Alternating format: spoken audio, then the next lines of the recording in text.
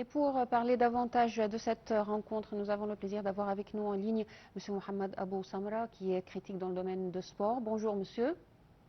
Bonjour madame, comment allez-vous? Alors, ça va bien, merci. Alors, Monsieur Abou Samra, bien sûr, on parle de cette rencontre ce soir.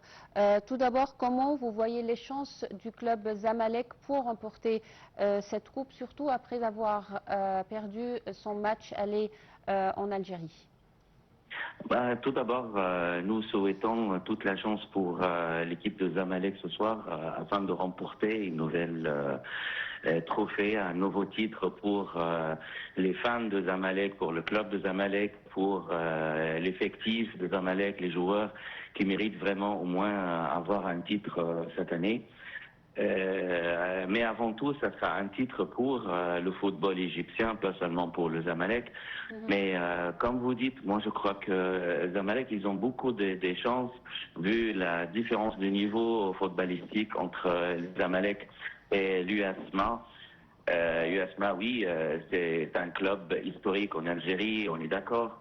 Mais pendant ce dernier temps, pendant ces dernières saisons, l'équipe elle-même ont quelques difficultés dans le championnat algérien qui ont fait que cette année, par exemple, cette équipe soit entre la 10e place et la 14e place dans le championnat algérien.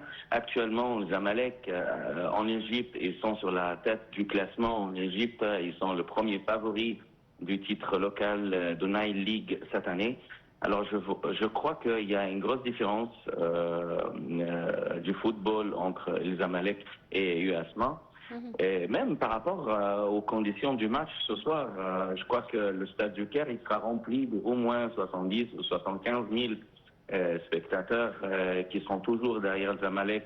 Les fans Ahlaoui, Zamalkaoui, tous les fans, tous les gens qui aiment le football ce soir, ils seront pour que le Zamalek remporte le titre ce soir, bien entendu. Alors je crois que le Zamalek il sera toujours favori pour le titre ce soir. Oui. Alors, si on parle de la performance du club Zamalek, selon vous, quels sont les points forts du club Zamalek qui pourraient être vraiment déterminants en ce qui concerne sa victoire ce soir? Je crois qu'il y a des différences à tout niveau. Comme je viens de vous dire, au niveau du stade, le match il sera joué au Caire avec le fan de Zamalek. Oui, les frères algériens, ils auront, je crois, 2000 billets, 2000 tickets pour l'entrée, mais quand même, contre 75 000 spectateurs qui vont pas arrêter de crier tout le match pendant les 90 minutes pour la victoire de Zamalek. Ça, c'est le premier point fort pour la faveur de Zamalek. Deuxièmement, au niveau du gardien des buts, je crois que le gardien de Zamalek, Mahdi Suleiman, il a montré un bon niveau cette année.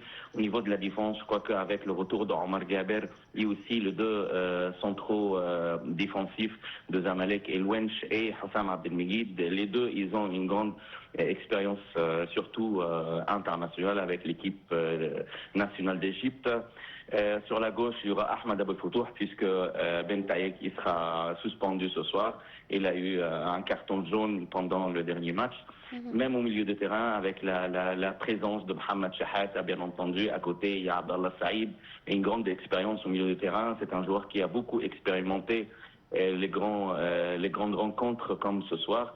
Même par rapport à l'avant, par rapport à l'attaque, il y aura Pezera, c'est le point le plus fort de Zamalek. Il a montré que c'est vraiment un joueur clé pour El Zamalek depuis le début de la saison, bien sûr avec l'existence de Nasser à côté.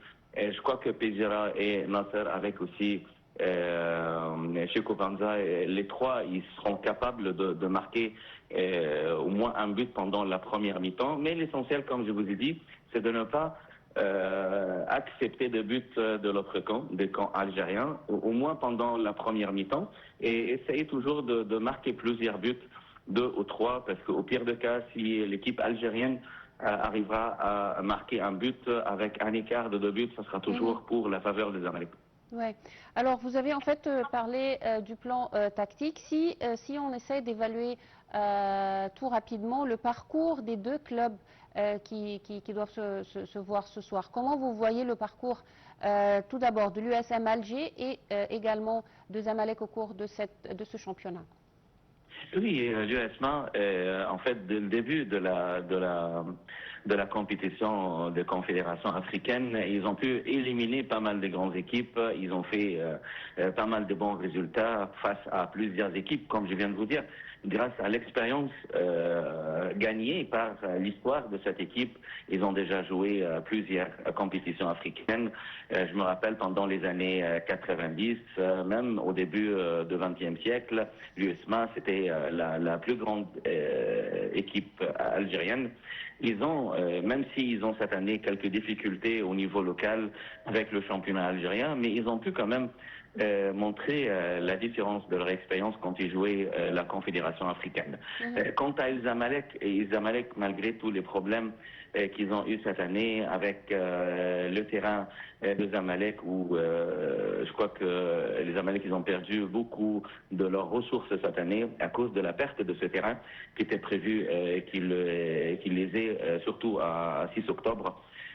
Avec la suspension d'enregistrement de pas mal de joueurs, avec tous les problèmes que les Zamalek ils ont eu avec la FIFA cette année, il y a plus que 17 suspensions avec la FIFA. C'est très important pour eux de gagner ce match au moins pour avoir 4 millions de dollars de supplément qui vont justement les aider pour résoudre une partie de leurs problèmes avec la FIFA. Donc je crois que vu les équipes qu'ils ont éliminées tous les deux, l'USMA et les Zamalek, je crois ils méritent vraiment d'être là. Mais je crois que les Zamalek ils vont pas avoir beaucoup de difficultés. Mais l'essentiel, c'est de rester fort, au moins pendant les 45 premières minutes, et essayer au moins de marquer un but pendant la première mi-temps. Ouais. Alors une dernière question, Monsieur Abou Samra, est-ce que on s'attend à un match offensif dès le départ de la part des deux équipes, ou on attend à deux équipes qui seraient plutôt très prudents, au moins au début du match? Écoutez, je crois que le camp algérien, l'équipe algérienne, ils vont commencer de faire un match, surtout pendant les premières 45 minutes, et ils vont essayer de calmer les choses, de ne pas trop garder le ballon, parce qu'ils ont déjà un but de plus, un but d'avant contre El Zamalek, donc ils n'ont pas besoin de faire un plan offensif, au moins pendant les 45 premières minutes. Je crois qu'ils vont attendre le jeu de Zamalek.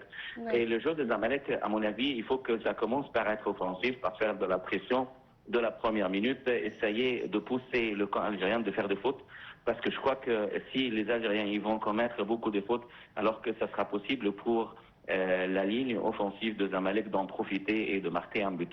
Donc je crois que les Zamalek, dès la première mi-temps, ils vont essayer de pousser les Algériens de faire des fautes, et que les Algériens, je ne crois pas qu'ils vont prendre des risques et qu'ils vont commencer par faire un plan offensif. Ils vont attendre si les Zamalek, oui, ils vont marquer un but. Je crois qu'ils vont essayer de marquer un but, parce que je crois que je ne le souhaite pas, bien sûr, si les Algériens ils vont arriver à marquer au moins un but, ça va compliquer les choses pour les Zamalek. Dans ce cas-là, ce sera au lieu d'avoir besoin de marquer 2 buts pour passer, je crois que les Zamalek ils seront obligés de marquer 3 buts. Donc je crois que les Zamalek il faut qu'ils fassent attention avec les contre-attaques des Algériens.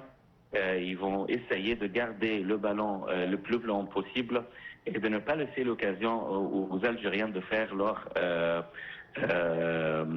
contre-jeu, parce que s'ils vont profiter de faire un bon jeu de contre-jeu et s'ils vont arriver à marquer un but, ça va être vraiment une déception pour l'équipe de Zamalek et aussi pour les joueurs sur le terrain, qui vont avoir justement beaucoup de difficultés de faire l'égalisation et aussi de faire 1 ou 2 buts d'avant. Ouais.